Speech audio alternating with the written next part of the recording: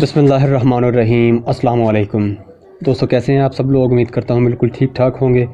میں ہوں آپ کا دوست اور ہوسٹ نعمان علی، اور آپ دیکھ رہے ہیں ڈاکٹر نعمان علی حمزہ یوٹیوب چینل۔ دوستو، ایک دوست نے مجھ سے سوال کیا تھا کہ واٹس ایپ پہ بھی میسیج تھا اور یوٹیوب پہ اس کا کمنٹ بھی تھا کہ اس کا ایک حاملہ جانور ہے، بکری ہے، اس کو منہ کھر کا مسئلہ آ گیا ہے، تو اس صورتحال میں اسے کیا حل کرنا چاہیے اور ایسا حل بتایا جائے جس سے پھل نہ گرا سکے، یعنی کہ مطلب بچہ جو ہے وہ نہ گرا سکے، یعنی کہ اس کا حمل جو ہے وہ ضائع نہ ہو سکے۔ تو آج کی اس ویڈیو میں ہم یہ بات کریں گے کہ حاملہ جانوروں میں اگر منہ کھر کا مسئلہ بن جاتا ہے، خواہ وہ بکری ہو خواہ وہ بڑا جانور ہو، تو ہمیں اس کا کیا حل کرنا چاہیے تاکہ اللہ نہ کرے اس کا کوئی حمل جو ہے اس کو کہنے کوئی نقصان نہ ہو۔ تو یہ دوستوں، بغیر وقت ضائع کیے چلتے ہیں ویڈیو کو سٹارٹ کرتے ہیں۔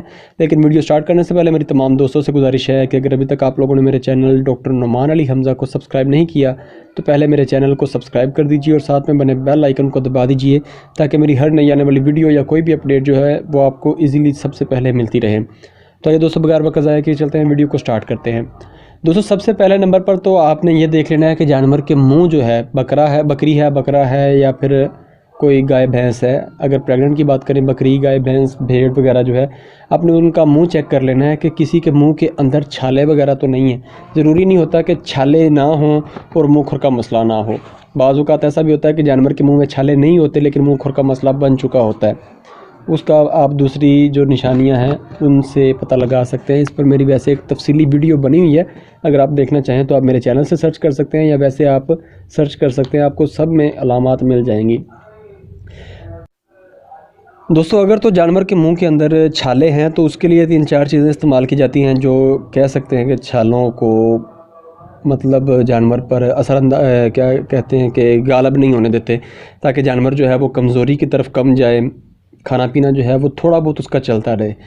تو ان میں سب سے پہلے نمبر پر جو دیسی ہے وہ ہے مکھن کے اندر شکر مکس کر کے استعمال کی جاتی ہے۔ بعض اوقات اکیلا مکھن بھی استعمال کیا جاتا ہے، یہ بھی فائدہ مند ہے۔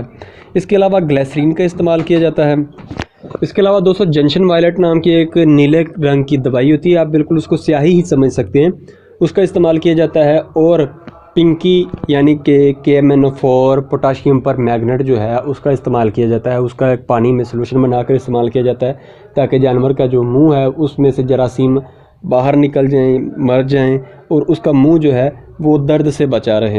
اس کے علاوہ اگر تو آپ خرچہ کر سکتے ہیں تو لوگ سومو جیل کا بھی استعمال کرتے ہیں، آپ وہ بھی استعمال کروانا چاہیں تو کروا سکتے ہیں۔ یہ ہے منہ کے اندر کے لیے۔ اگر تو جانور کے کھروں کے درمیان مسئلہ ہے تو وہاں پر آپ گلیسرین یا پھر KMNO4 کا سلوشن جو ہے وہ آپ استعمال کر سکتے ہیں، یا پھر جنشن وائلٹ لگا سکتے ہیں تاکہ وہاں سے بھی جراثیم جو ہیں وہ ختم ہو جائیں۔ یہ جو آپ کا بیمار جانور ہے، کوشش کر کے اس کو باقی جانوروں سے الگ رکھیں تاکہ کسی اور جانور میں یہ بیماری ٹرانسفر نہ کر سکے۔ تو دوستو، اگر بات کریں اس کے جو دوسرا علاج ہے سیکنڈری بیکٹیریل انفیکشن سے بچانے کے لیے، تو جانور کو اس میں بخار ہوتا ہے تو آپ ساتھ میں ڈیکلوفینک سوڈیم جو ہے میں ہائیلی ریکمینڈ کروں گا آپ کو کہ آپ وہ استعمال کریں۔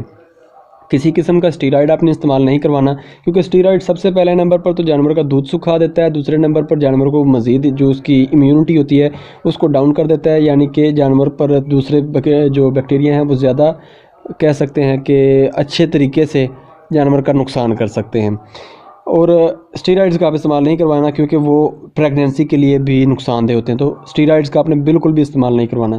اینٹی بایوٹک میں دوستو آپ پینیویٹ کا استعمال کروا سکتے ہیں، پینزلین جو ہے آپ اس کا استعمال کروا سکتے ہیں، یا آپ آکسی ٹیٹرا سائکلین جو ہے اس کا استعمال کروا سکتے ہیں۔ ان دونوں میں سے آپ کوئی بھی استعمال کروا لیں، اس کا اچھا رزلٹ ملے گا انشاءاللہ۔ آپ کا جو جانور ہے وہ جلد ہی ٹھیک ہو جائے گا۔ اس کے علاوہ میں آپ کو ایک اور بات ریکمینڈ کروں گا، بعض ایریاز میں منہ کھر کا دم کیا جاتا ہے۔